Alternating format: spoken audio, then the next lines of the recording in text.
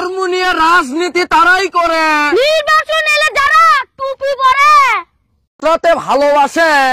তাই আপনি যত নরম মনের মানুষ হবেন ততই আপনি অন্যদের থেকে ক্ষত বিক্ষত হতে থাকবেন।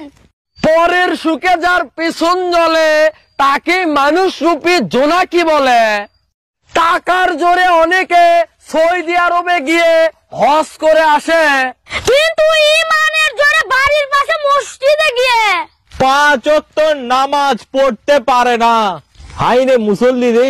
আগে বাবা মায়েরা ছেলে মেয়েদেরকে শাসন করত ভূত আর বাঘ ভাল্লুকের কথা বলে, আর ভবিষ্যতে বাবা মায়েরা সন্তানদের শাসন করবে।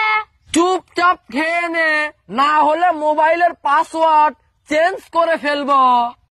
আদিম যুগে স্বামী স্ত্রীর ঝগড়া থেকে পাথর নিয়ে হাতাহাতি হওয়ার সময় ঠোকা ঠুকিতে প্রথম আগুন জ্বলে ওঠে।